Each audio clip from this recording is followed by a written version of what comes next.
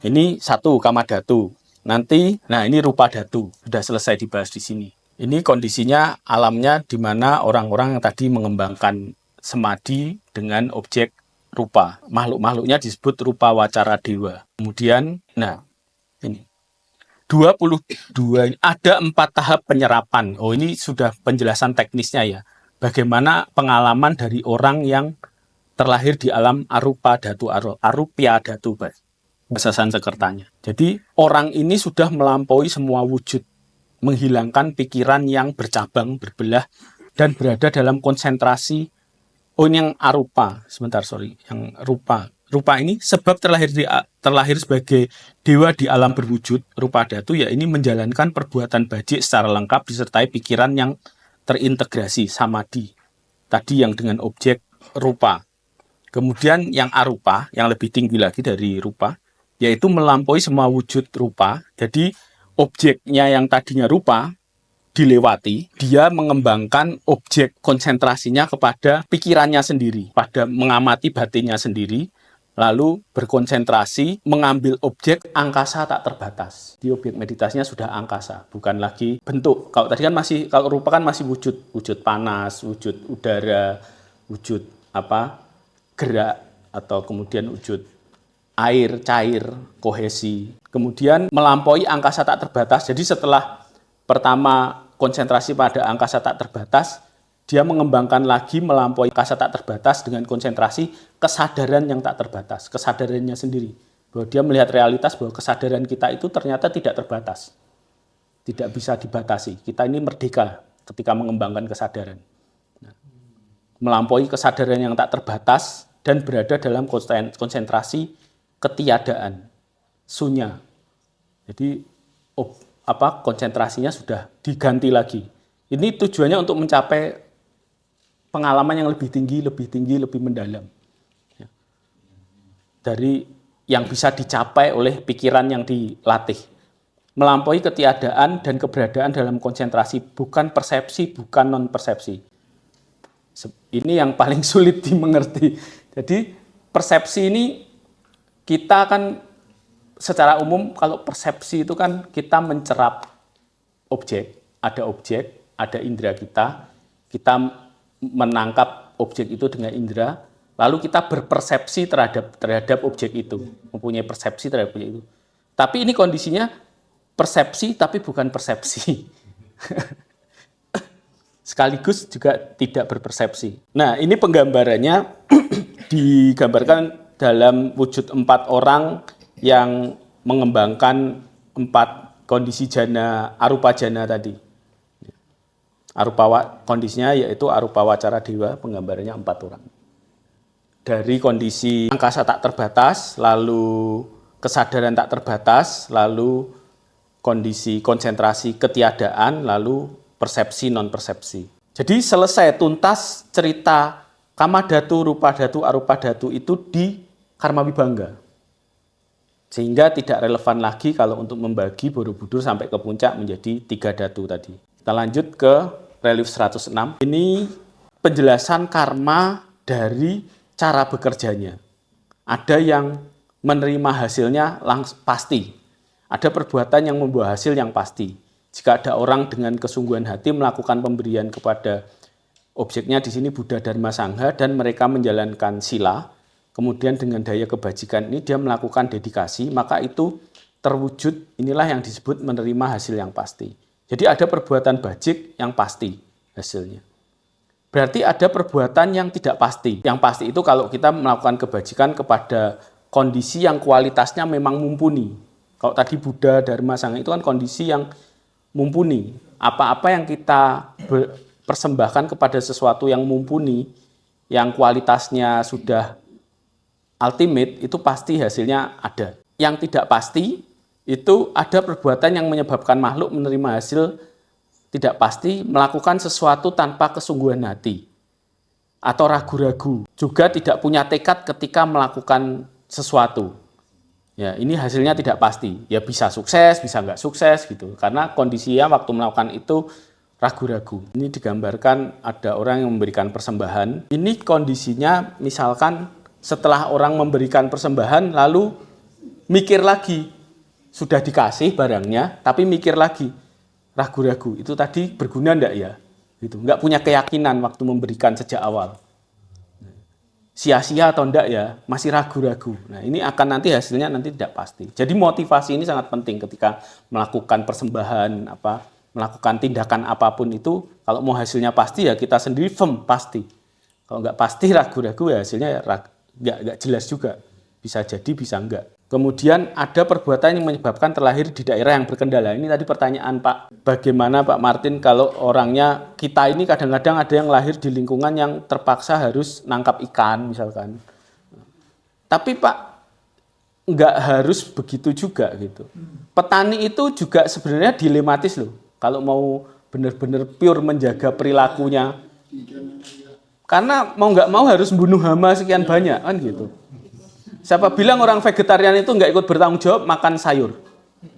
Kan gitu. Seolah-olah kan, oh saya murni, saya nggak bunuh binatang, nggak makan daging gitu. Berarti kamu mau membebankan penderitaannya ke petani kan gitu. Ini kan nggak fair juga. Jadi kita nggak bisa melihatnya dikotomi seperti itu. Ya kondisi apapun ceritanya lahir jadi manusia ini, wis tau nggak ada yang pas. Nggak ada yang benar-benar nyaman semuanya 100%. Pasti nggak pas. Kayak gini, mau murni makanannya nggak bisa. Setiap butir nasi itu ribuan hama mati. Gitu. Jadi kita ikut bertanggung jawab.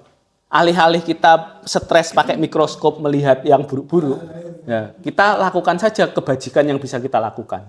Sebagai kompensasi, bersyukur, menghargai pemberian orang, menghargai jerih payah orang. Karena kita nggak bisa hadir sendiri.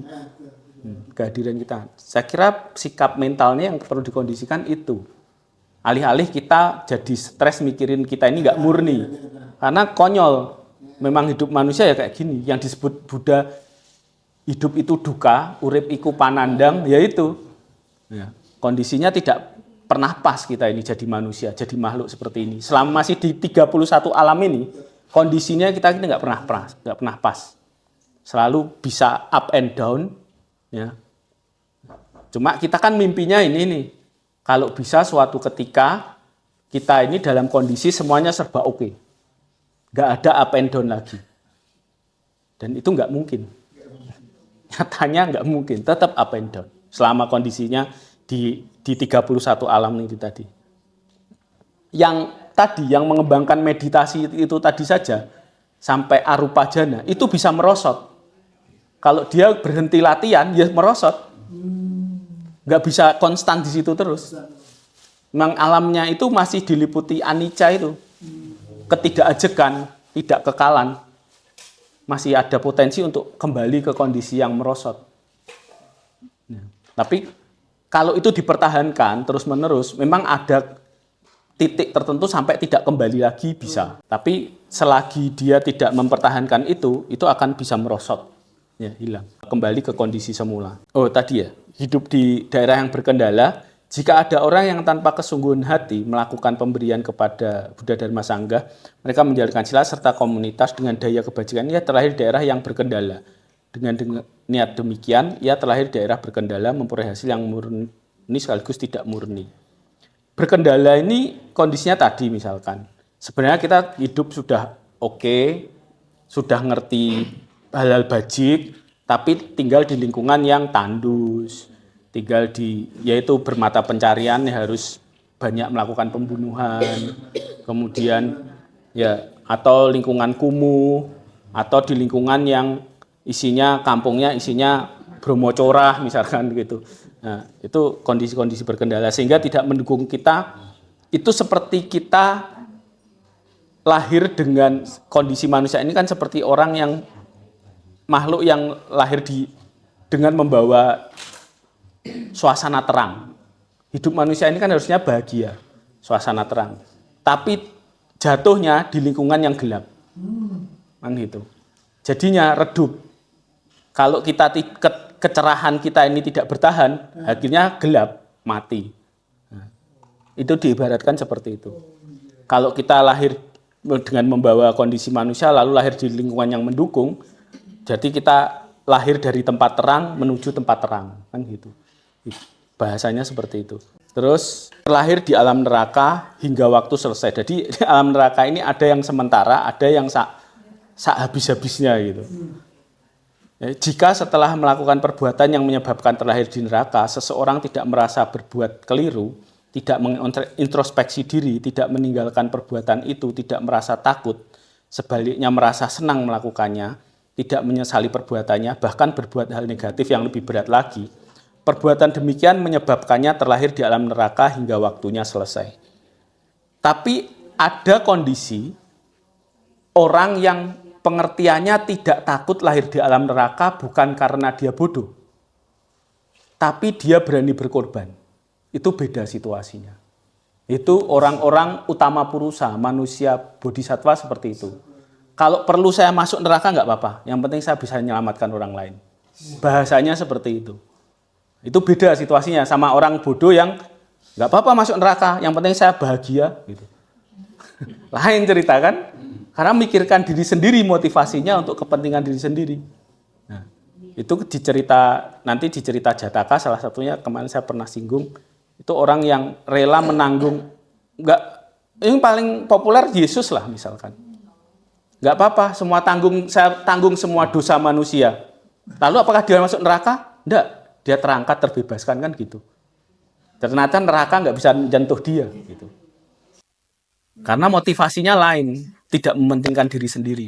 Walaupun dia nantang penderitaan, kan namanya dosa manusia itu kan artinya neraka toh. Tapi dia terima tuh, biarlah semua dosa itu, berarti kan biarlah neraka saya hadapi kan gitu.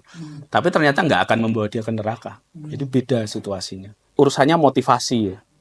Motivasi. Kalau mau nonton orang yang berani masuk neraka itu nonton TikToknya Pak Bos Marimas, Pak Haryanto Halim.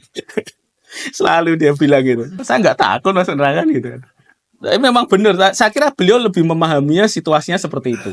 Yang penting saya sudah melakukan kebajikan kan, tidak mementingkan diri sendiri. Seperti itu. Ini terlahir di alam neraka hanya sekejap. Jadi ada orang yang lahir di alam neraka itu saknyuk gitu. Jika setelah melakukan perbuatan yang menyebabkan terlahir di neraka, seorang merasa takut akan akibatnya, dalam dirinya timbul keyakinan, merasa telah berbuat keliru, benar-benar menyesalinya, meninggalkan perbuatan itu dan tidak melakukannya lagi, maka begitu terlahir di neraka akan segera keluar. Sebenarnya dalam konteks kita hari ini, di kehidupan kita ini, sesederhananya ya, kalau kita itu bertobat, akhirnya batal masuk neraka kan gitu ceritanya. Kita nih sudah banyak melakukan keburukan nih, lalu akhirnya ketemu orang yang memberikan petunjuk supaya tidak melakukan kejahatan lagi. Nah, lalu kita bertobat, benar-benar mengakui kesalahan, lalu kita menebusnya dengan banyak berbuat baik, ya otomatis nggak jadi menderita kan gitu. Cerita seperti itu banyak sekali di kehidupan sekarang atau lampau ya. Orang-orang yang terselamatkan dari lingkungan neraka. Kalau yang populer misalkan dari cerita Buddhis itu Ratu Malika misalkan, atau Anggulimala ya. Anggulimala itu yang populer, dia sudah membunuh 999 orang. Tinggal satu orang lagi genap 1000. Kalau yang satu ini sukses dia bunuh, ya dia neraka. Karena terakhir ini ibunya sendiri yang hampir dibunuh. Nah, tapi dihadang oleh Buddha. Buddha tahu ada kejadian ini, dihadang. Dia diberi ujian sama Buddha, ditaklukkan dengan menimbulkan berbagai rintangan. Dia ngejar-ngejar Buddha nggak ketangkep-ketangkep. Sampai akhirnya dia nyerah. Terus bertobat, lalu jadi muridnya Buddha. Sebenarnya Anggulimala ini akarnya positif. Dia jadi manusia, bangsawan, yang belajar di perguruan yang terkenal, ya. Tapi karena gurunya itu dihasut sama muridnya atau yang lain, temannya, bahwa nanti Anggulimala kalau jadi orang sukses, itu bisa mengalahkan gurunya. Gitu. Lalu gurunya dihasut, gurunya memberikan tugas yang sulit, yang harus membunuh orang tadi. Kamu harus mengumpulkan ibu jari ya, atau jari kelingking ya. Itu kuku jari-jari orang jumlahnya 1000. Sehingga dia diberi tugas itu, karena dia siswa yang berbakti, dia anggap itu adalah tugas. Harus memenuhi dharma dari gurunya. Dia tidak melihat baik atau buruk. Ini dharma gitu. Dia lakukan itu. Jadi sebenarnya dia tidak pernah punya motivasi buruk dalam pembunuhan. Hanya memenuhi dharmanya. Tapi tetap saja namanya perbuatan jasmani ya buruk. membunuh itu kan. Kemudian diselamatkan itu lalu jadi biku. Ketika jadi biku, idealnya kalau orang sudah membunuh sekian banyak orang itu sudah pasti neraka. Tapi karena dia bertobat jadi biku, kemudian dia menerima kondisinya yang gara-gara itu dia harus menebus nih. Setiap jadi biku dimanapun dia berada, kalau ada orang yang kenal, loh ini kan dulu Anggulimala yang suka bunuh orang, dilempari batu. Nah, sampai dia luka dan sebagainya. Nah, dengan cara seperti itu dia menebus karma buruknya. Tapi tidak sampai terlahir ke neraka karena setelah itu dia mencapai kesucian dan terbebas dari arahat. Jadi cerita seperti ini banyak ya. Cerita pertobatan yang bisa membatalkan ke neraka. Tapi di konteksnya karma wibangga ini lain lagi, yaitu karena orangnya sudah terlanjur melakukan kejahatan, tapi bertobat itu di sini digambarkan ini dia melakukan kejahatan, lalu dia menyesal, ini bertekad di hadapan guru melakukan penyesalan, dia bagaimanapun tetap harus menerima perbuatan buruknya, masuk neraka yang sedilok tok, keluar dari tungku pembakaran. Jadi ini digambarkan dia keluar dari tungku pembakaran. Nggak lama-lama dihukumnya. Ada perbuatan yang menyebabkan ini hidup bahagia di awal, hidup menderita di kemudian hari. Menyebabkan hidup bahagia di awal, tetapi hidup menderita di kemudian hari. Jika ada orang yang karena dinasihati orang lain hatinya senang sewaktu memberi, tetapi kemurahan hatinya tidak kukuh, dan setelah memberi dia menyesal pemberiannya, karena itu dia terlahir sebagai manusia yang awalnya hidup kaya, bahagia, tapi di kemudian hari miskin dan menderita. Inilah yang disebut hidup bahagia di awal dan menderita di kemudian hari. Jadi kalau sudah memberi, berbagi ya bahagia sampai akhir gitu. Motivasinya harus seperti itu. Penggambarannya seperti ini. Ini di sana orang yang melakukan pemberian, yang di tengah ini menyesali. Ini gambarnya pegang kepala. Wah, nyesel ya tadi sudah bagi kebanyakan tadi kayaknya kita ngasihnya gitu. Akhirnya hasilnya kondisinya seperti ini. Di sini bahagia awalnya, ujungnya jadi pengungsi itu.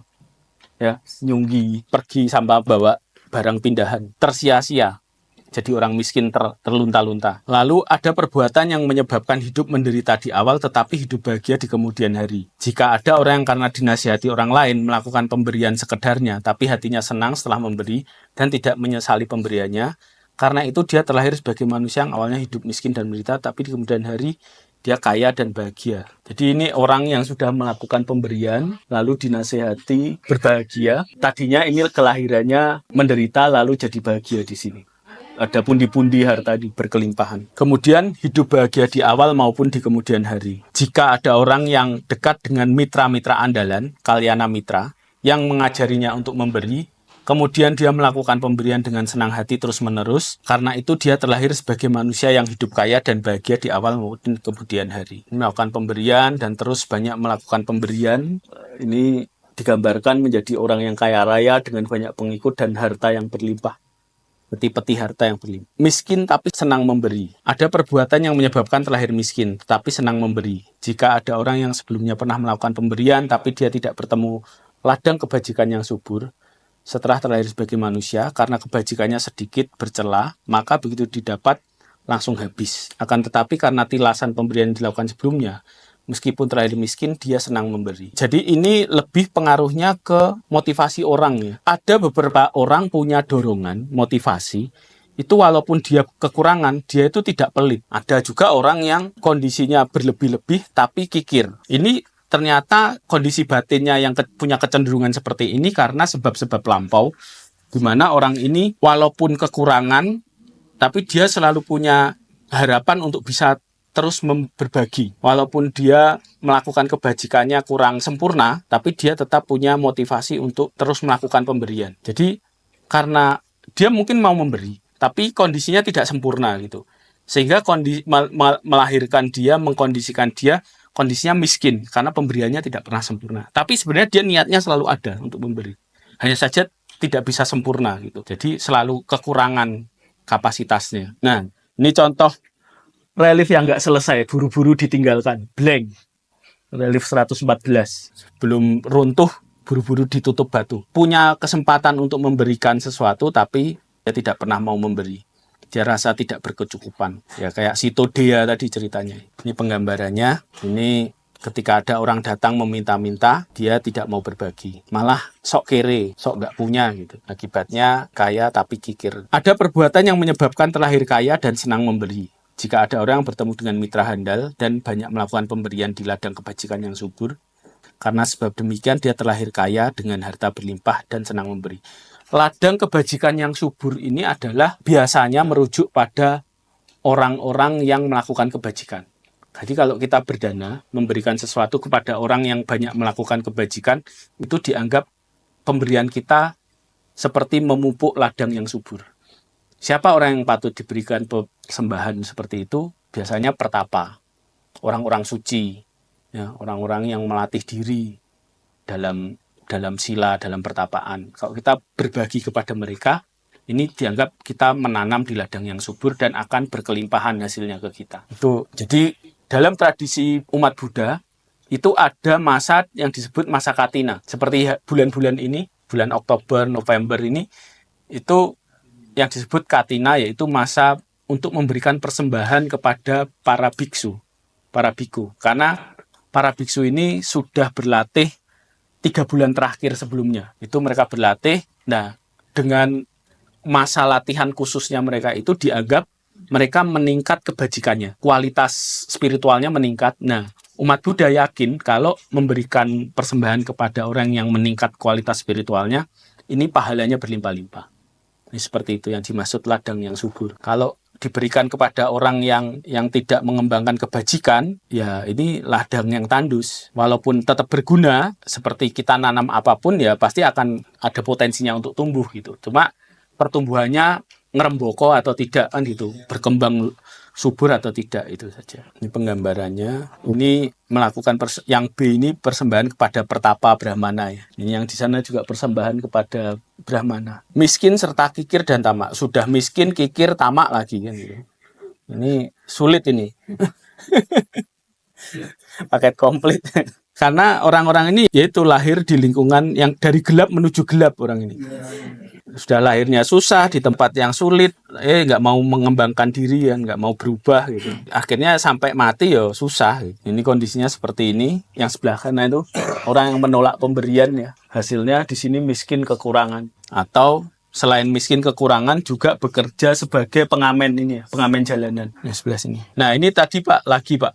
Dampak lingkungan yang tidak kondusif. Kenapa orang bisa terlahir di lingkungan yang tidak kondusif? Karena pernah membunuh, berakibat hidup di lingkungan bertanah payau sehingga tanaman obat tidak berkhasiat. Jadi kalau dia mengalami kesakitan di lingkungan itu, dia tidak akan mendapatkan pertolongan. Kemudian mencuri atau mengambil sesuatu yang tidak diberikan berakibat mengalami hujan es, serangan hama, dan bencana kelaparan. Dikarenakan nafsu seksual sehingga melakukan perbuatan yang merugikan orang lain maupun diri sendiri, berakibat mengalami badai topan dan segala debu kotoran. Berkata tidak benar, berakibat hidup di lingkungan kotor dan berbau. Berkata memecah belah, berakibat hidup di permukaan tanah yang tidak rata dengan tebing dan ngarai yang curam dan tidak dapat bercocok tanam. Jadi dari membaca ini kita jadi bercermin kita ini tinggal di mana gitu. Ya bersyukur kalau lingkungannya oke semua. Berkata-kata menyakitkan, berakibat hidup di lingkungan berbatu, penuh dengan kerikil, pasir, dan benda-benda kasar lainnya yang tidak dapat didekati.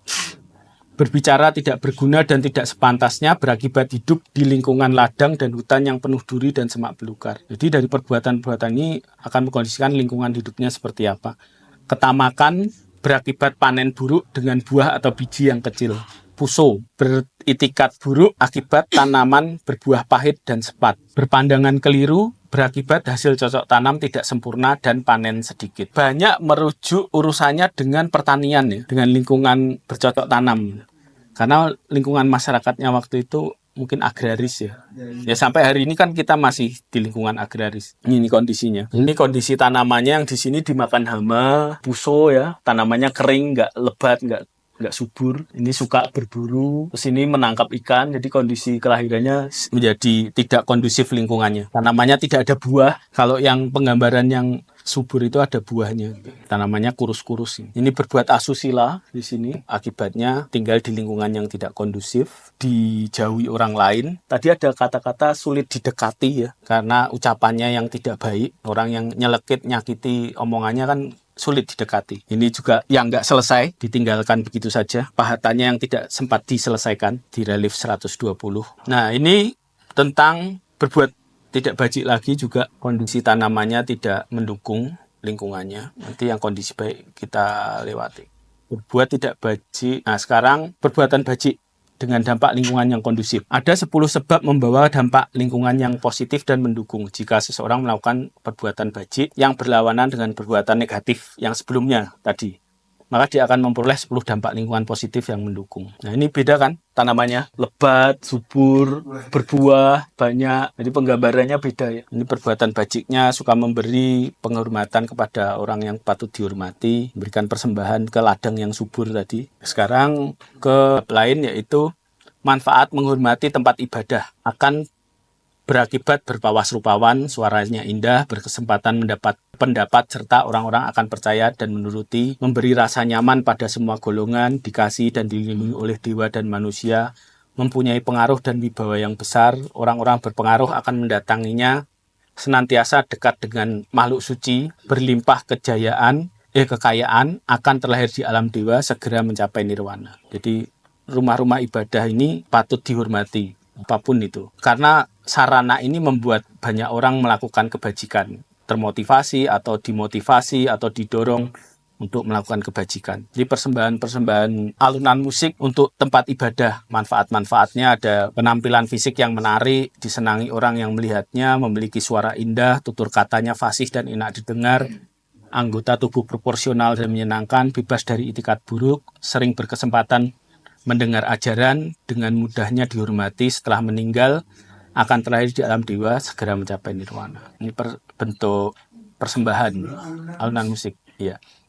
Jadi kalau yang di masjid suka mempersembahkan kasidah gitu kan, nasyid itu. Kalau yang di wihara itu ada masa-masa tertentu, ada perayaan hari raya gitu, melakukan memberikan persembahan musik, hiburan, doa-doa pujian yang diiringi musik gitu. Ya, kalau di gereja kan itu biasa itu. Ada iringan musik gereja gitu. Terus persembahan payung atau kanopi. Nah, payung ini kan kemudian salah satunya itu memberikan payung kepada stupa-stupa itu yang disebut catra. Kalau di tempat ibadah ya nyumbang kanopi di rumah ibadah plafon gitu, teras gitu. Bisa menaungi, pokoknya memberikan naungan intinya, menghindarkan orang-orang dari panas, hujan gitu. Itu hidupnya jadi aman, tentram, bebas dari gejolak, dihormati semua orang, tidak ada yang meremehkan, mempunyai pengaruh dan wibawa, berkumpul bagaikan satu keluarga dengan orang-orang suci, terus menerus lahir sebagai raja dunia, Cakrawarti itu raja dunia, senantiasa menjadi panutan utama, berlimpah kekayaan, setelah meninggal akan terlahir di alam dewa dan segera mencapai nirwana. Persembahan payung. Ini sudah jadi tradisi kuno sih, persembahan payung. Makanya mungkin kemarin yang termotivasi ingin masang payung di stupa induk itu ya karena ini ya, pahalanya. Ya nggak apa-apa sih, orang ngalap berkah sah-sah aja sih. Nah, ini penggambaran orang-orang yang terlahir di alam dewa. Tadi ya selalu ada kinara-kinari dan kalpataru, persembahan genta. Nah, karena kalau di wihara-wihara itu biasa ada genta, lonceng. Ya, kalau di masjid mungkin beduk ya. Di gereja juga genta besar. Ini akibatnya suara indah seperti suara Brahma, namanya jadi termasyur, bisa mengingat kelahiran sebelumnya. Kemudian tutur katanya akan diterima, dihormati oleh semua orang, senantiasa terlindung. Kemudian memiliki perhiasan, berparas rupawan, berlimpah kekayaan, dan terlahir ke alam dewa. Ini genta, di sana persembahan genta, lonceng. Ini rumah ibadahnya, lalu ini kondisi kelahiran di berlimpah kekayaan dan berpengaruh. Ini persembahan genta juga, sehingga buahnya saja ini, seluruhan adalah buahnya dari sembahan genta, menjadi raja dunia dengan berbagai pengikut, banyak pengikut. Kemudian ada ini binatang-binatang simbol kerajaan, biasanya gajah dan kuda. Terus gambar Dharma Cakra di atas itu simbol untuk Cakrawartin, raja dunia. Jadi kalau ada sosok ini yang berdiri ini, lalu ada gambar cakra itu penggambaran dari raja dunia, Cakrawartin. Cakrawartin itu salah satu cirinya punya gajah pusaka, kuda pusaka, terus pengikut-pengikut yang banyak. Terus diiringi panji-panji, ini ada payung dan panji-panji di sini. Persembahan pakaian, berparas rupawan, berkulit lembut dan halus, bertubuh bersih, bebas dari debu dan kotoran yang menempel, selalu mengenakan pakaian yang indah, menikmati peralatan tidur yang nyaman dan indah, berintrospeksi dan senantiasa mawas diri, dikasihi dan dihormati oleh semua, berlimpah kekayaan, setelah meninggal terlahir ke alam dewa dan mencapai nirwana. Dana pakaiannya. Nah, biasanya umat Buddha itu di hari Katina ini juga mempersembahkan jubah, berdana jubah kepada para biku tadi. Tapi sekarang agak kurang relevan sih sebenarnya, karena biku-biku itu stok jubahnya banyak sekali di wihara, nggak cocok lagi. Mungkin pakaiannya dialihkan aja ke yang membutuhkan itu. Kalau bisa beli pakaian yang bagus-bagus, sembahkan ke orang yang membutuhkan. Ini juga belum selesai. Itu ada kodenya di sana, kode yang harus dipahat tapi belum bisa diselesaikan. Ini juga belum selesai. Pohonnya juga belum detail. Pohon-pohonnya belum detail pengerjaannya. Persembahan peralatan makan dan minum. Dengan mempersembahkan alat makan dan minum punya kemampuan untuk menampung apapun bagaikan bejana. Dapat mengambil intisari dari ajaran yang bajik. Tidak akan menderita kehausan. Di saat kehausan, mata air akan mengucur untuknya. Tidak akan terlahir sebagai makhluk kelaparan. Mempunyai peralatan yang istimewa, terhindar dari teman-teman yang tidak bajik, berlimpah kekayaan. Setelah meninggal terlahir di alam dewa dan mencapai nirwana. Ini orang mempersembahkan berbagai bejana ya. Ada keramik, mangkok-mangkok, alat-alat. Hasilnya terlahir dengan berkelimpahan. Persembahan panji, pataka, umbul-umbul. Seseorang bagaikan panji kebesaran di mana raja, pejabat tinggi, sanak keluarga, sahabat, dan para bijaksana akan menghormati dan mendukungnya. Kekayaan sangat berlimpah, kebajikannya tersebar di seluruh penjuru, berparas rupawan dan panjang umur, dimanapun seorang tinggal hatinya teguh melakukan pemberian, mempunyai reputasi yang baik, berwibawa, berpengaruh besar, terlahir di keluarga terhormat, ya setelah meninggal terakhir ke alam dewa, segera mencapai nirwana.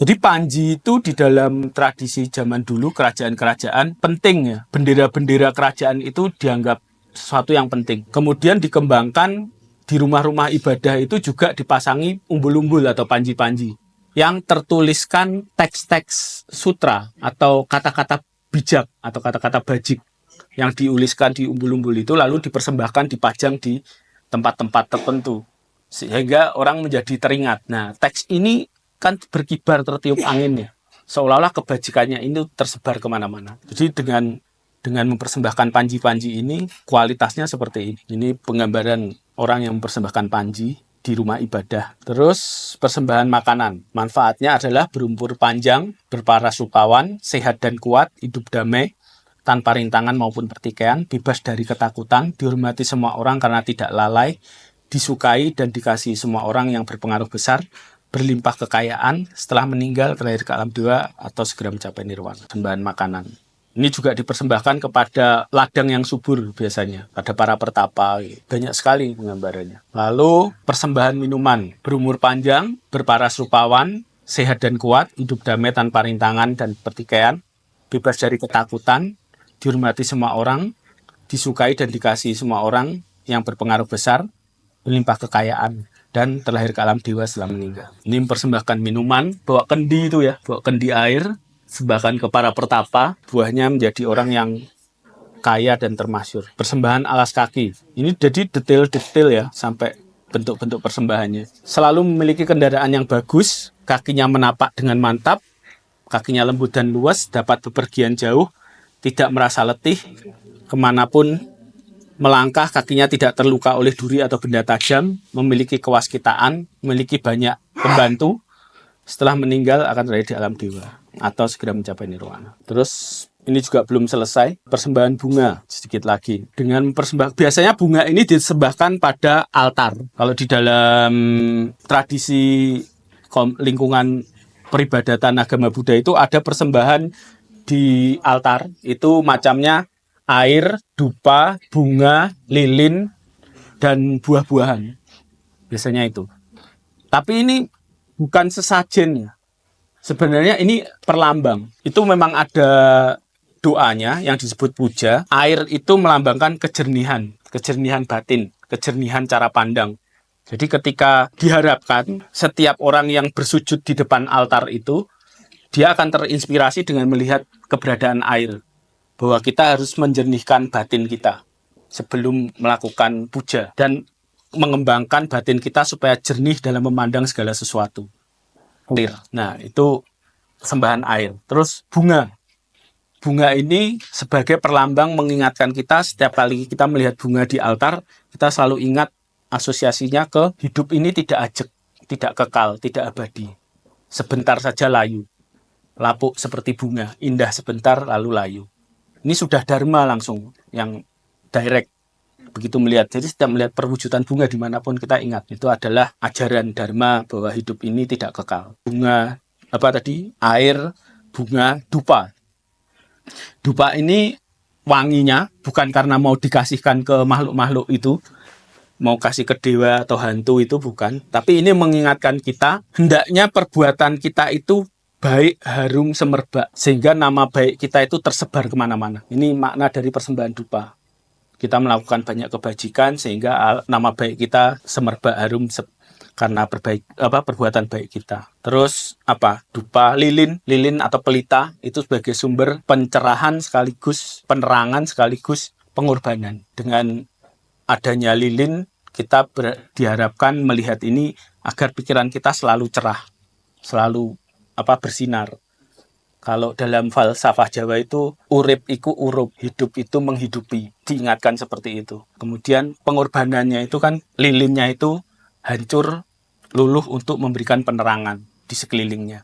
Satu lagi buah. Buah ini mengingatkan kita pada karma, pada semua tindakan kita punya konsekuensi. Buah, ngunduh wohing pakarti.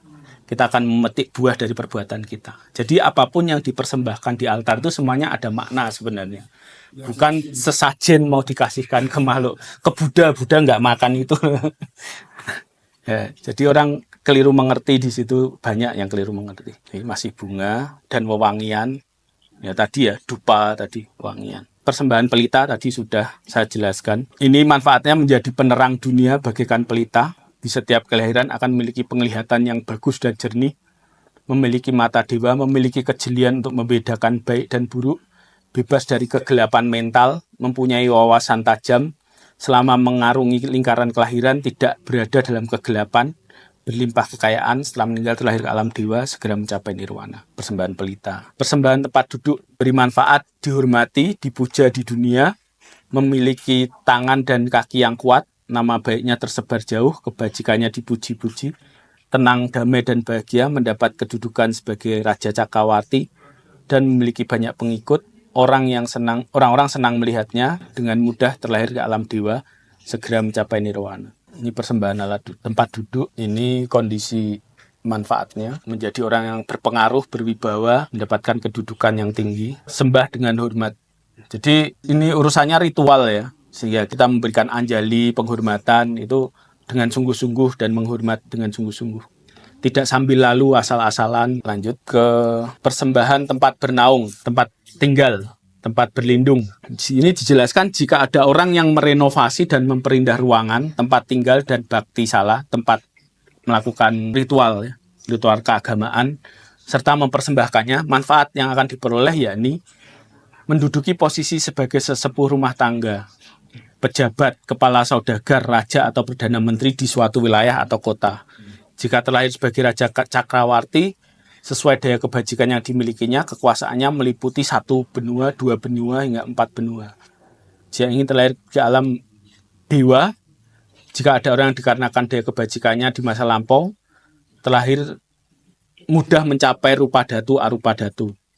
Jika menginginkan hasil sotapana, sakadagami, anagami, arahat, ini adalah tingkatan-tingkatan kesucian. Ini bisa dicapai dengan dari persembahan-persembahan ini. Artinya sebenarnya begini, dengan melakukan banyak persembahan kebajikan ini, bentuknya dari mulai yang alas kaki, genta, kanopi, segala macam, itu membuat kondisi kita terlahir di lingkungan yang mendukung. Dari lingkungan yang mendukung itu kita akan mudah, dari tempat terang ke tempat terang, berada di lingkungan yang bisa belajar dharma, mendapat pengetahuan, sehingga bisa menuntun kita mencapai kualitas-kualitas yang ingin kita capai kalau ingin mengembangkan kualitas-kualitas ini, semadi yang bisa maju, yang berkembang, sampai mengetahui ajaran yang luhur, ajaran kesucian, sampai bisa menempuh jalan kesucian.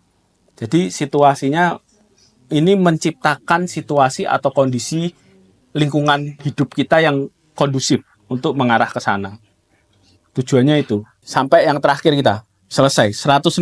Manfaat dari hidup dalam penyendirian di hutan. Jadi kehidupan pertapaan itu sangat dianjurkan. Terhindar dari hiruk pikuk, silanya murni dan semerbak. Artinya kita akan dikenal sebagai orang yang suci dan dikenal di mana-mana. Mencapai konsentrasi samadhi itu tadi. Kemudian dicintai oleh para Buddha. Ini maksudnya para Buddha akan tanpa kita sadari itu makhluk-makhluk suci ya. Pengertiannya itu akan datang memberikan petunjuk, akan memberikan pengajaran yang sesuai. Karena kita tinggal di tempat pertapaan, menyucikan diri, menjauhi hiruk pikuk, itu kita akan didatangi oleh makhluk-makhluk suci untuk memberikan kita petunjuk bagaimana mencapai kualitas yang lebih tinggi. Terus tidak meninggal di usia muda. Jadi kehidupan manusia ini berharga. Kalau mati terlalu cepat itu sia-sia. Banyak kesempatan yang bisa kita kembangkan selagi hidup. Kemudian sering mendengar mantra, jadi atau dharani. Jadi di dalam latihan orang yang bertapa itu salah satu praktiknya adalah mendaras mantra atau dharani. Ini bisa untuk perlindungan, bisa menjadi energi kekuatan, dan menenangkan batin. Kemudian mempunyai ketenangan mental dan pandangan tajam. Kemudian tidak punya gejolak atau klesa, atau yang mengaduk-aduk batin kita, yang menimbulkan kegelisahan. Terus setelah meninggal terakhir ke alam dewa dan segera mencapai nirwana. Ini buahnya dari penyendirian alam dewa dan hasilnya adalah alam dewa dan nirwana. Ini penggambarannya seperti ini. Relief yang terakhir untungnya selesai. Jadi kita tahu gambarnya. Tapi mungkin ini agak belum selesai yang di sini. Masih batu utuh. Istilahnya di ornamen tuh ya. Jadi ini gambarnya yang di sini ya, penggambarannya yang sebelah kanan tadi orang-orang yang mencapai 4 tingkatan kesucian tadi yang disebut ini Sotapana, Sakadagami, Anagami, Arahat ini. Nah, ini digambarkan di sini di relief yang terakhir ini ada 4 orang ini. 1, 2, 3, 4. Tapi perwujudan mereka malah bukan biku. Bukan, ya, tapi orang biasa, manusia biasa seperti kita, tapi menyendiri di hutan. Jadi, di sini ada inklusivitas yang ditunjukkan dalam ajaran ini. Bahwa pencapaian kesempurnaan ini tidak melulu para biku. Jadi siapa saja bisa. Ini sempat kita juga waktu itu memeriksa ini agak ragu-ragu juga. Ini apa maksudnya? Kenapa beda seperti ini? Tapi ternyata konteksnya tidak dibatasi. Yang bertapa itu hanya para biku. Gitu. Siapapun bisa menempuh ini. Oke, selesai. 160 dikebut. Terima kasih.